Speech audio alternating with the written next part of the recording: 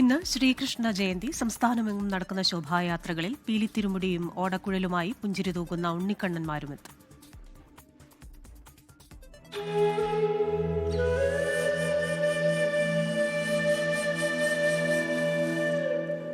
സ്നേഹത്തിന്റെയും വിശ്വാസത്തിന്റെയും സന്ദേശമുണർത്തുന്നതാണ് ഓരോ ശ്രീകൃഷ്ണ ജയന്തിയും.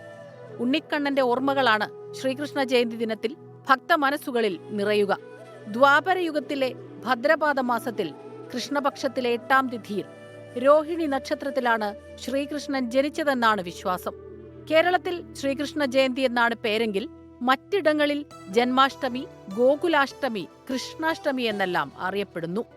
ശ്രീകൃഷ്ണ ജയന്തി ദിനത്തിൽ കേരളത്തിലെ ക്ഷേത്രങ്ങളിൽ വിശേഷാൽ പൂജകളും വഴിപാടുകളും നടക്കും.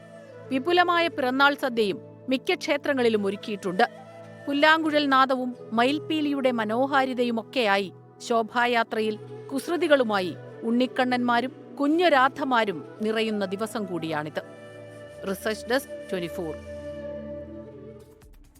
ലോകത്തെവിടെയായാലും ഏത് സമയത്തും 24 വാർത്തകളും ഓഗ്മെന്റഡ് റിയാലിറ്റി പാക്കേജുകളും എക്സ്പ്ലെയിനറുകളും വിശദമായി കാണാൻ ഞങ്ങളുടെ യൂട്യൂബ് ചാനൽ നിങ്ങൾക്ക് സബ്സ്ക്രൈബ് ചെയ്യാം.